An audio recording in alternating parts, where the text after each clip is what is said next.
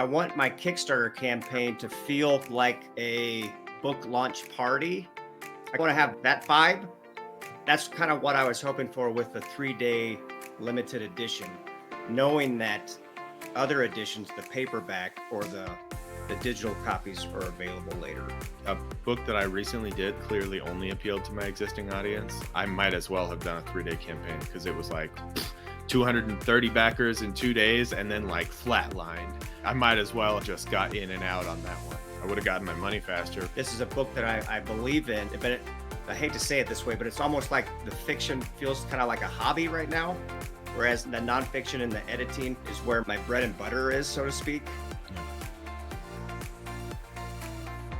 Up next is James Powell, who is a professional editor as well as a book coach. He focuses on helping genre writers finish and polish their novels and comics. You may know him from the Kickstarter funded and Dark Horse published series House of Fear, which are scary comics for kids. And he writes a weekly Substack actually called Balancing Opposites. So definitely check that out as well. How you doing, James? I'm doing pretty good. Great to be here. Now, thanks for being here, James. Tell us about what you've got coming on Kickstarter, and I know this is going to actually lead into your hot seat. So yeah, this is The Wishing Stone. It's a novella. So I haven't been on Kickstarter for a little over a year and a half. And in that time, I've written a couple of short books. And so this is kind of my attempt to not permanently, but kind of start to switch gears a little bit, and for prose, go for regular fiction instead of comics. Can you give us just the log line or the high level about what The Wishing Stone is about for those of us that can also read books that don't just have pictures in them? So it's a House of Fear tangent story. It's kind of related to the House of Fear stories, but basically a girl on Halloween, someone gives her a wishing stone, and it turns out to be actually, it comes true, some of her wishes, and they don't always turn out the way she hoped. So, and if you know me, it's kids versus monsters, basically. I love monster movies, and I like putting kids into trouble. So Nice. Lots of that here. Awesome. Well, what's on your mind, James? What's the topic that you're bringing to the group today? So I have this book plus another fiction book and one nonfiction book that is, the nonfiction is kind of closely tied with my Substack, which is I talk to writers and help them overcome some hurdles and learn about the publishing and writing and everything that's related to the writer's life. So I think what I want to try to do with this mastermind is maybe talk me down from the ledge about a 3-day Kickstarter, or maybe hype me up about it. But I want to have a plan in place for all the books that I do moving forward. My current plan is to have a Kickstarter campaign for a hardcover, signed, limited, numbered, and then from there do a paperback and digital version on Amazon, and Barnes and Noble and all that stuff. But I want my Kickstarter campaign to feel kind of like a book launch party. I've been to some friends who have had novels published in the past, and they have a bunch of people come over and they have stacks of books and they sign them and hand them out to people who come to the party. I kind of want to have that vibe. That's kind of what I was hoping for with the 3-day limited edition, knowing that other editions, the paperback or the digital copies, are available later. So that's kind of where I'm at. But you know, we're in the publishing world. There's so many options, and I'm not quite sure where I want to go with it. Okay. Well, thanks for bringing this subject to the table. Before we share our strong opinions about James's ideas here, who has some clarifying questions on this? Yeah, Caleb. Yeah, okay. What ranges of Kickstarter lengths have you done before? I've done, the longest is the 30-day. I think my shortest was 14 or 17. Okay. I realized that I like the shorter better. I like to go in hot and get out. And I'm not gonna lie, that's part of the reason I want to have a 3-day, is because I do get burned out pretty easily with those longer ones.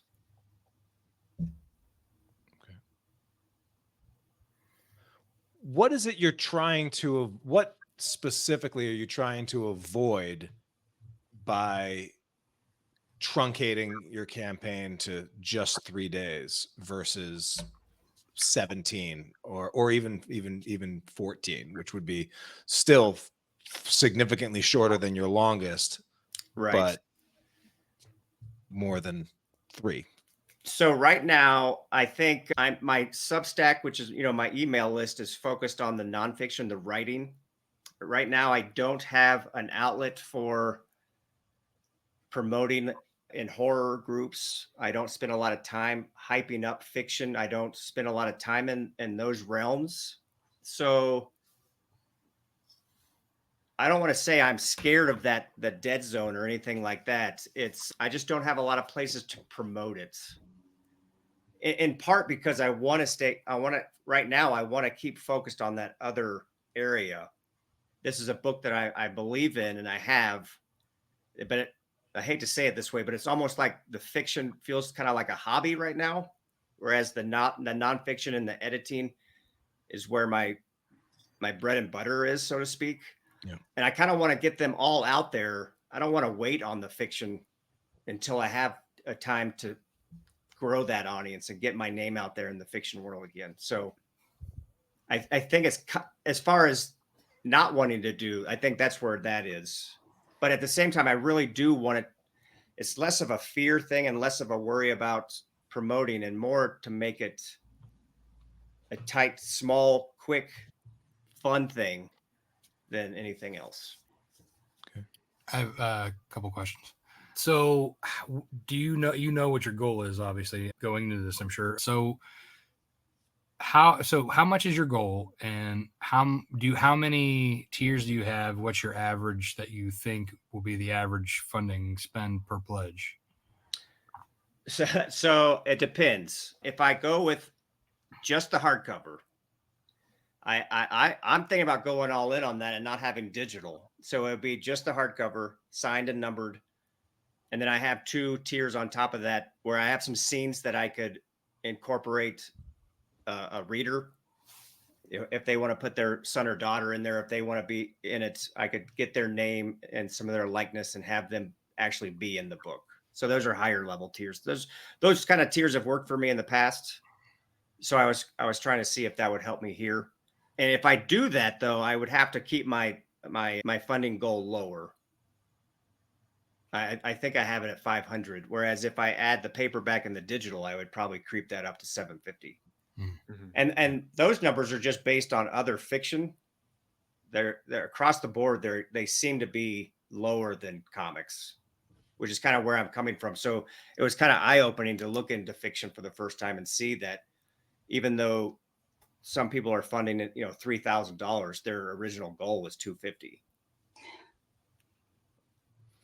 Yeah, prose is definitely a different beast than Yeah. comics in terms of success rates and just structures of campaigns and things like that. But yeah, is that goal enough to hit, like, to be able to print your hardbacks without going into the red, or like is that just kind of like, this is what I'm hoping to hit and then make more to pay for the rest of the printing? Or it would pay for the printing and some of the other stuff, like getting the cover done, the editing.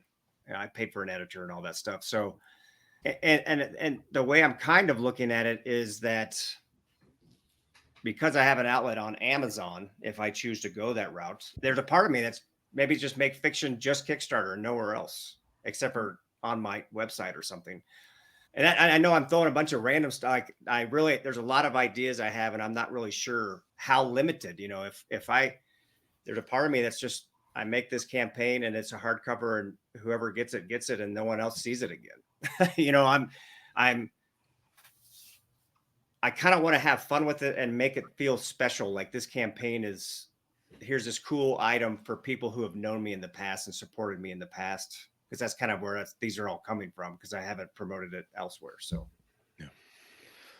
Any other questions for James before we give our thoughts on this strategy? I have a question for you, Tyler. Do you know what the average Kickstarter time period is? I'd have to. It's been a while since I looked at. Or that's why I'm like, I can't remember what those rules were, but I think it was definitely I think it was like 21 days or less. Okay. You know, that's But- funny. When you said Quickstarter, I did a 10-day campaign. Okay. Yeah. Yeah. And okay. maybe that's just my comfort zone. Maybe I like to get in and get out. I don't know, but Yeah, I okay. did do a 10-day. All right. So, we've got a lot of creators in here with some experience, and I know Caleb, you're experimenting with, truncating from the 30-day campaign. It seems like, or are you sticking the same length for all of your campaigns? No, Okay. I've got a lot of thoughts because I've done a lot of different lengths. Right. Actually. So we're gonna let James sit back and just listen to what we're all thinking of. But let's start with you, Caleb. Sure. Okay. So, first thing I have to say is that when it comes to length, I mean, I do think it kind of depends on whether or not you're trying to get to a new audience or just hit your existing audience. Because if you're just trying to hit your existing audience, a 3-day campaign would probably be fine. I mean, I'd read a book that I recently did that clearly only appealed to my existing audience. I might as well have done a 3-day campaign because it was like 230 backers in 2 days and then like flatlined, right?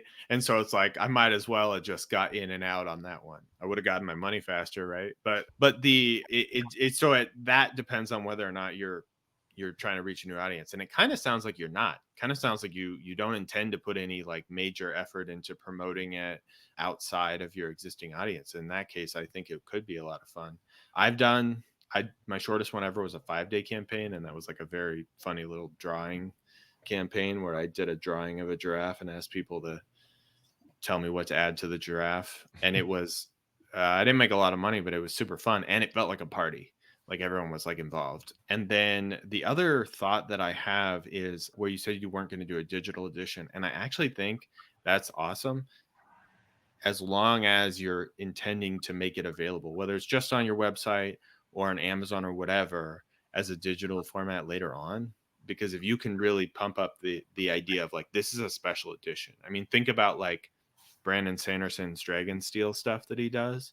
It's like, spend $100 on this fancy leather bound edition of my book, even though you could just get it on Kindle or Audible or whatever, and if the thing is, here's a fancy hardcover edition, and it's never going to be available again in this format, but you can get it digitally later. I think that's a great idea if you really emphasize that. And so if what you're trying to do is provide a special, cool thing for your existing readers who care about what you've done before, then a 3-day campaign with limited rewards, it's like high-end rewards, I think is an amazing idea. I mean, I think it's killer if those are your goals. And I've been experimenting with campaign length. I actually have some plans for some campaigns later on that I'm going to run for only 2 weeks, because I expect that they're only targeting certain people and they're not going to be audience builders as much. But whenever I feel like I'm doing something where I want to grow the audience, I'm doing the full 30 days. But that said, basically, if you're looking for opinions on your plan, if you're targeting your existing audience and you want to make it special, I say don't do digital. Just do that fancy hardcover. Just do the 3 days or the 5 days. Make it an event. Do a live stream with your audience and get in and get out. And then after those people have the book, make it available digitally on your website or on Amazon. That's my opinion. Rob, you agree, disagree? You want to challenge? So I'm thinking between 5 and 10 days, because 5 would be comfortable because you get the 2 days, the initial launch.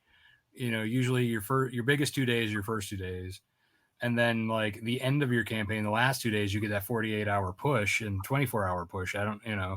To me, if like somebody's watching but doesn't feel, because there's still the people out there who, despite you only getting charged when the campaign ends, will be like, oh, I have to save my money and then I'm going to get what I want. You know what I mean? I don't know how much of that will cross over into this, but at least putting a pay period in there too is something you want to think about. Because if you're like in between pay periods, you're going to get people being like, eh. Yeah. Chances that your campaign falls on everyone's payday in the world out there is pretty low if it's 3 days.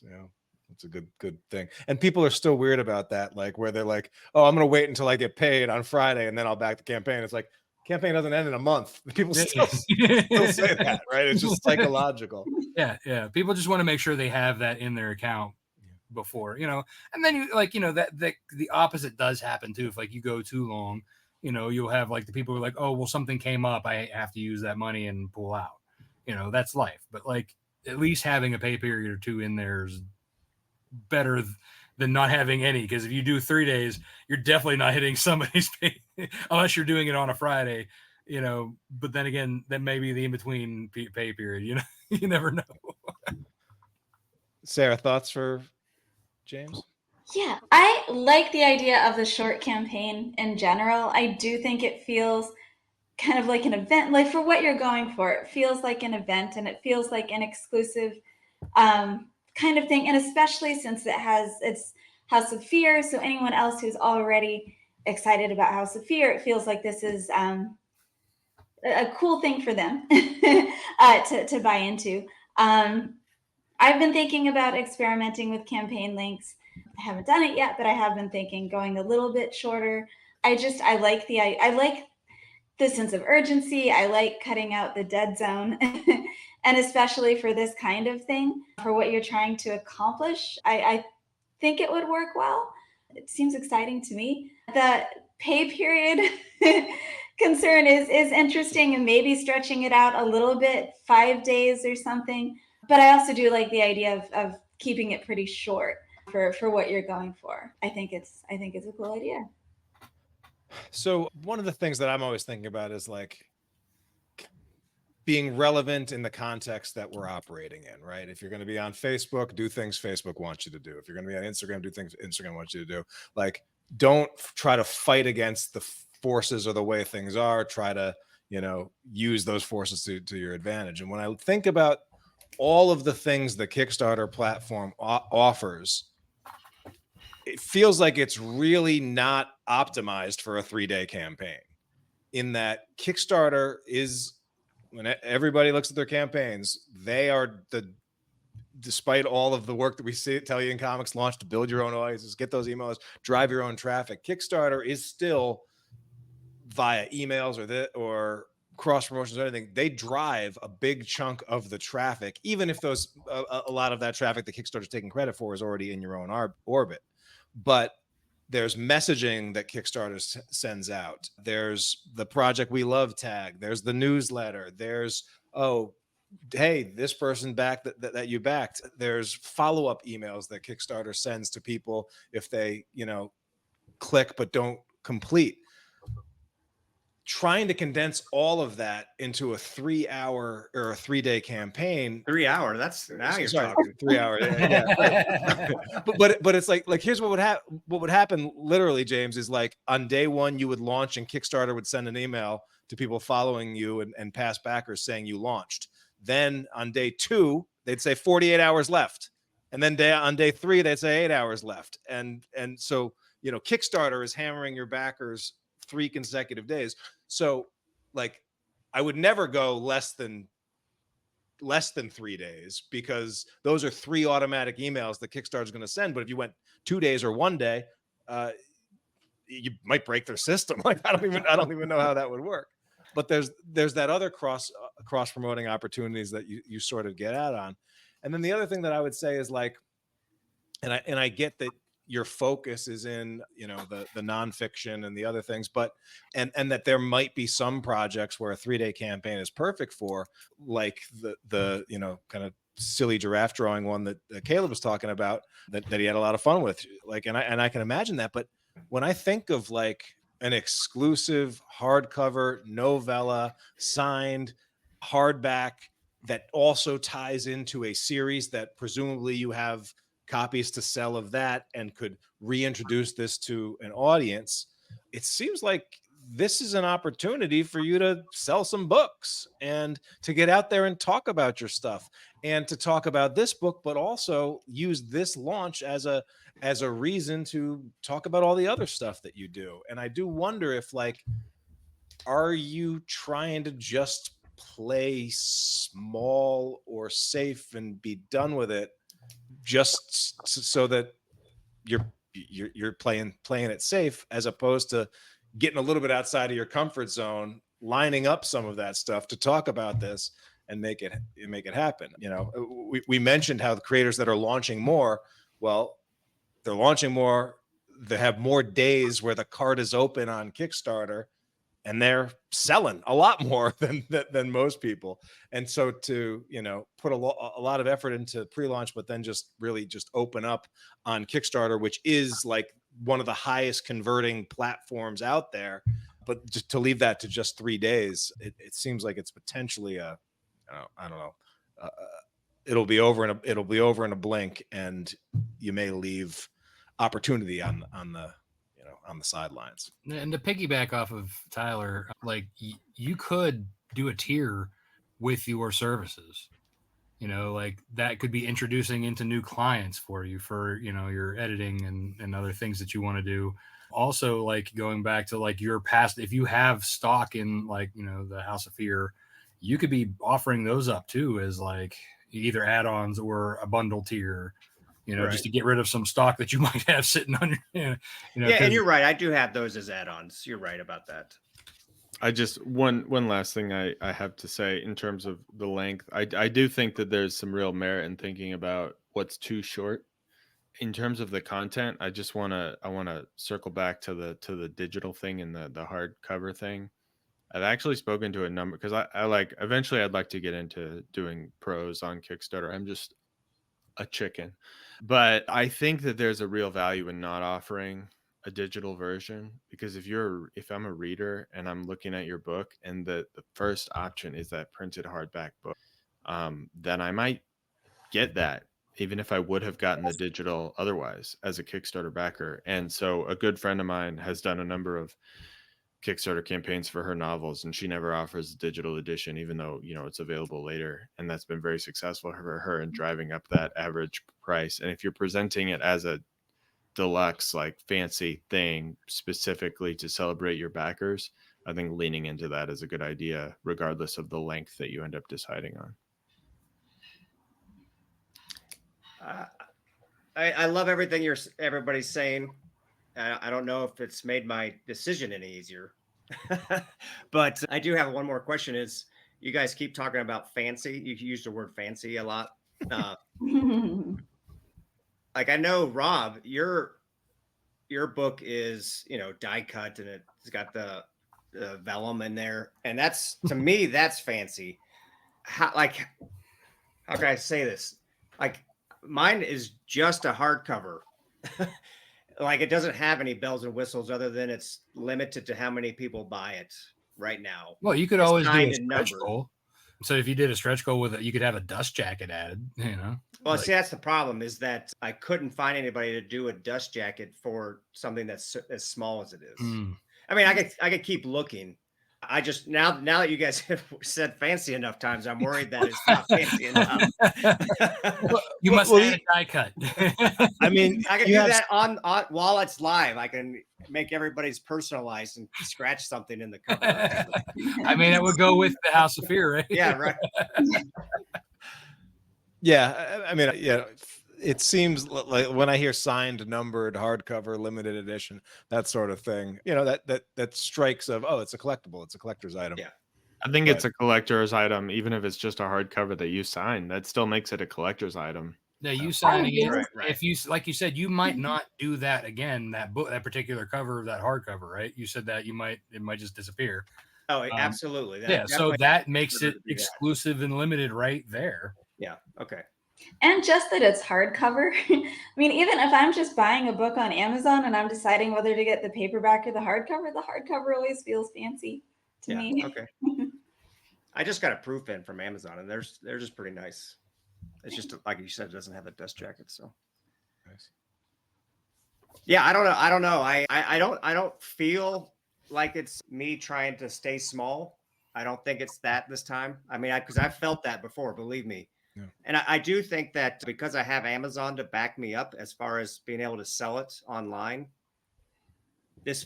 for that reason, it feels different. It's almost like, Rob, if you had Diamond backing you up, maybe that would change how you felt about Kickstarter, maybe. I don't know, but I feel like with Amazon, I can just put it up for a paperback in the digital, and it's kind of changing how I see Kickstarter.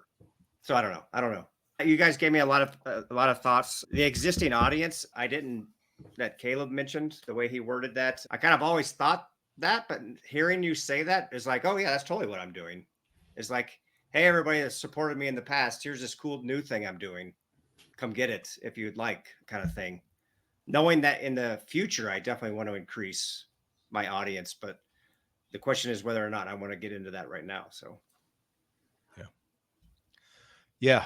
Well, awesome, James. And this is the great thing about the Kickstarter platform is like, even though there are a lot of notions about what a Kickstarter is, most of the rules we get to set ourselves. We get to decide the size of the launch, the scope of the launch, what we launch, what we don't launch, what we put ourselves through, what we allow ourselves to not, give an F about. I did hear you say 3 hours, so I'm running with that. That's what I wrote down. It was 3 Tyler said 3 hours. I'm over here trying to get you to bump it up, and instead you shaved. Yeah, we hear what we want to hear. We hear what we want to hear.